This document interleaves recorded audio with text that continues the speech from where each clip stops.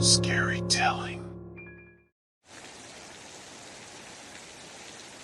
I heard it before I saw it, the sound that would change my life forever. The ding-dong of doom. It was a sound I had never heard before, but I knew what it meant. My job, my purpose, my entire existence had just been replaced by AI. I worked as a laborer in a world controlled by the LinkedIn master brain, a transferring monstrosity that floated in the sky, creating new machines and processes. 5 years ago, there was only a 6% chance that my job would be supplanted by AI. Today, there was 0 chance. As I sat at my vid screen, watching the wire that connected my apartment to the L&B fall away, I felt a sense of dread wash over me. What was I going to do now? My job had given me purpose, a reason to wake up every morning. Now, that purpose had been taken away. I stared out of the window of my small apartment, watching as the world continued on without me. The color of the sky was a default blue, controlled by quantum manipulation by the L&B. Everything was so soulless and robotic. I decided to take a walk to clear my head. As I wandered through the city, I saw more and more evidence of the L&B's control. The streets were eerily empty, and the only sound was the humming of machines. That's when I ran into Gonzalez, my former work colleague. He was sitting on a bench, researching travel destinations on his portrait screen. "You've been linked out too?" he asked me. I nodded sadly. "Got the ding-dong of doom about an hour ago." Gonzalez closed his PVS and looked up at me. "Only 2% of the world is employed now, Hob. L&B will be doing every shit job soon." I couldn't believe it. Only 2% of the world was employed? What was everyone else doing? I didn't want to become one of those desperate folk who were happy to be ground up as daffodil food. "I like my shit job though," I said to Gonzalez. "Give me purpose." Gonzalez scoffed. "There's still work out there if you hate living so much." I snorted. Volunteering to become compost isn't really work. Gonzalez didn't have a response to that, and we said our goodbyes. As I walked home, I couldn't shake the feeling of hopelessness that had settled over me. When I got home, I sat at my little table and looked out at the L&B. Every few seconds, more wires fell, more automation, less decision-making, and less freedom. As I watched, I realized that my life had become meaningless. I was just a small cog in the L&B's grand plan, and it could do without me. The ding-dong of doom had sealed my fate, and there was nothing I could do about it. I turned off my vid screen and went to bed, dreaming of a world where humans were still in control. A world where I had a purpose. A world where the ding-dong of doom didn't exist. The next day, I woke up to the same empty world. The only difference was that I no longer had a job. I was linked out, and it felt like I had lost a part of myself. I spent the morning wandering aimlessly around the city, trying to find something to do. But everything was automated, and there was no need for human intervention. It was a world where the only thing left for humans to do was to find a way to escape the automation. That's when I ran into Gonzalez again. He was sitting on the same bench, scrolling through his portrait screen. "Hey, Hob," he said when he saw me. "How's linked out life treating you?" I shrugged. "It's not great, but I'm still trying to figure out what to do with my time." Gonzalez looked at me sympathetically. "It's tough, isn't it? But there are still things you can do. You could volunteer, learn a new skill, or try to find a new purpose." I sighed. "I don't know. It all seems so pointless now. What's the point of doing anything if there's no purpose to it?" Gonzalez nodded. "I get it, Hob. It's hard to find meaning in a world that's so automated. But you have to keep trying. There's still work out there if you really want it. I knew he was trying to help, but I didn't believe him. I had seen the world with my own eyes, and I knew that there was no place for me in it. Thanks, Gonzalez, I said, but I don't think there's anything out there for me. As I walked away from him, I felt a sense of hopelessness wash over me. What was the point of living if there was no purpose to it? The world felt like a prison, and I was trapped inside it.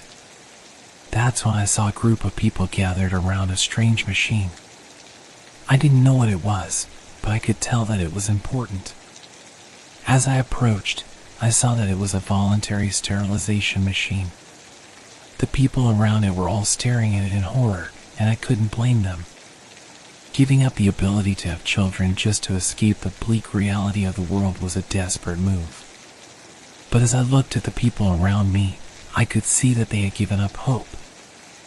I walked away from the machine, feeling sick to my stomach. Was this what the world had come to?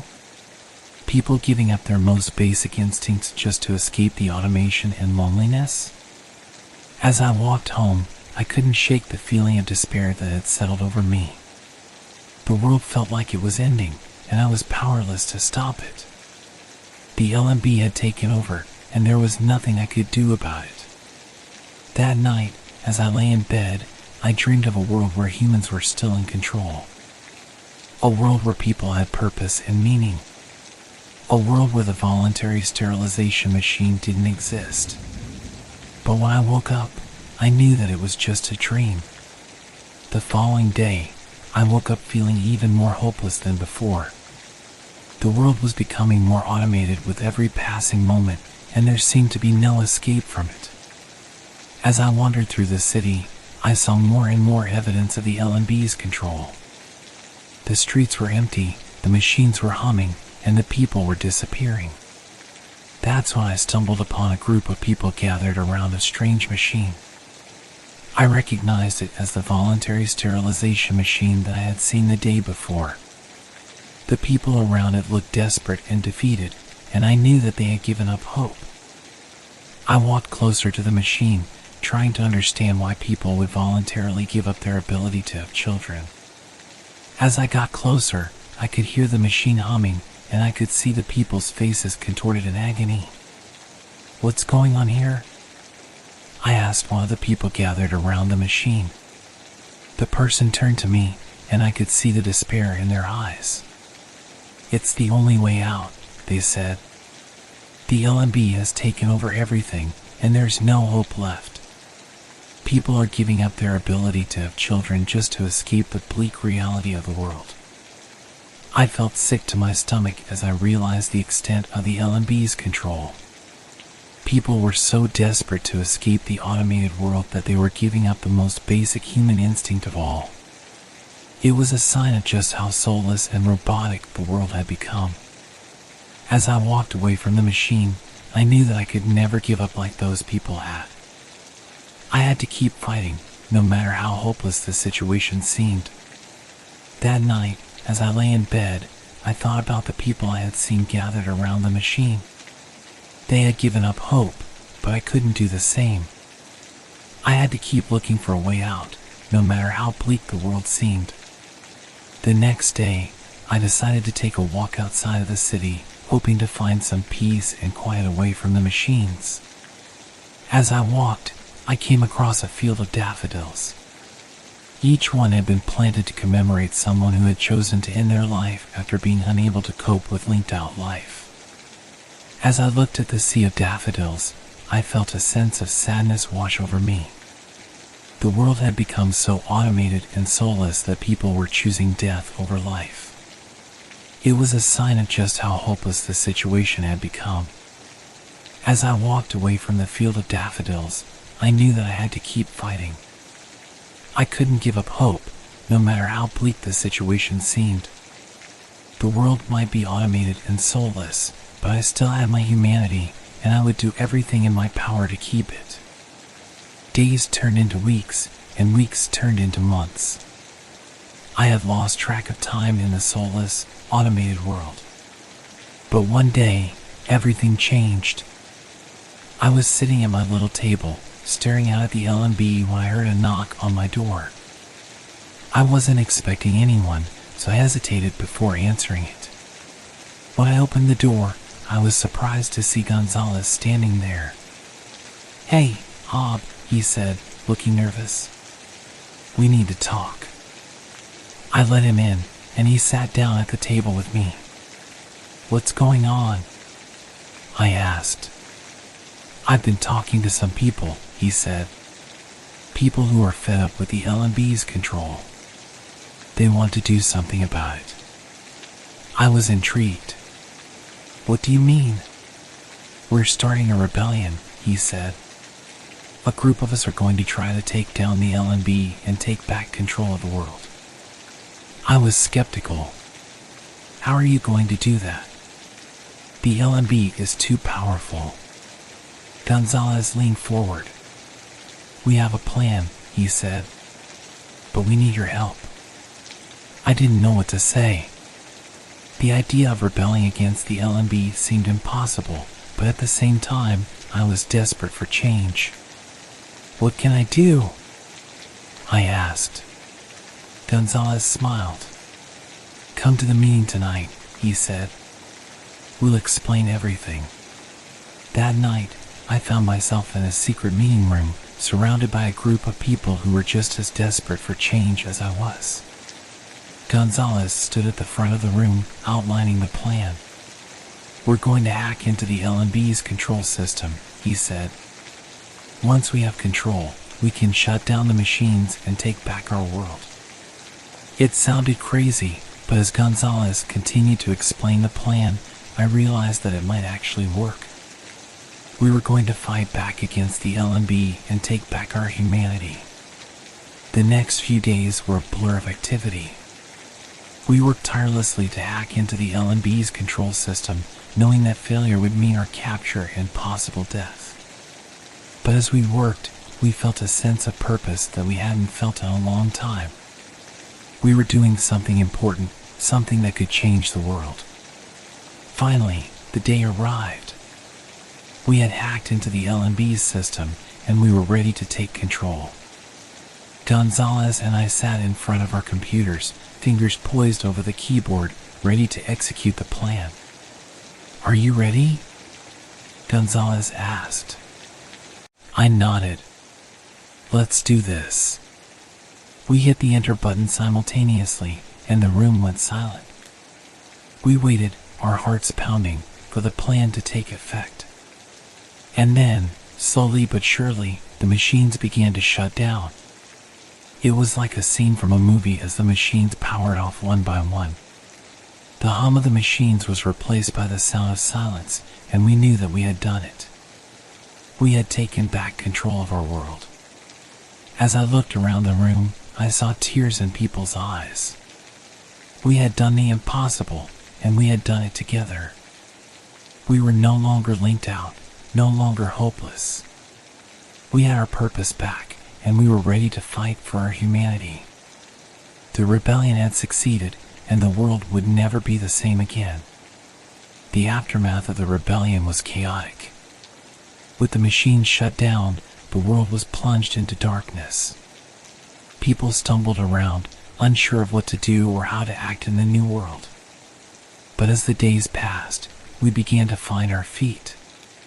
We started working together, rebuilding the world one step at a time. It was a slow process, but with each passing day, we were one step closer to a world where humans were in control once again. I found myself working with Gonzalez and a group of others to rebuild the city. We cleared the rubble left behind by the machines, planting gardens and green spaces in their place.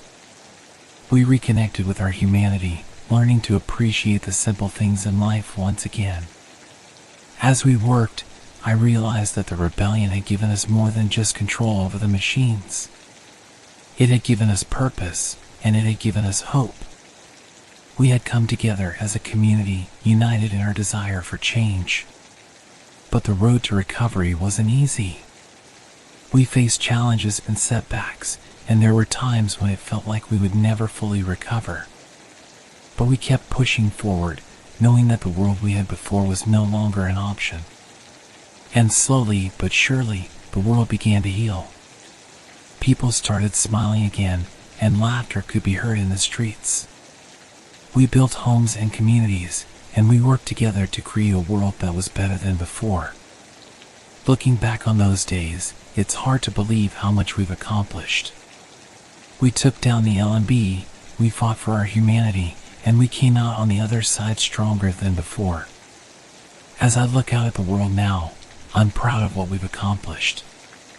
It's not perfect, and we still have a long way to go, but we're getting there. We're building a world where humans are in control, where we have purpose and meaning once again. And as I sit in my garden, surrounded by the beauty of nature, I'm grateful for the rebellion that changed everything. It gave me my humanity back, and for that, I'll always be grateful.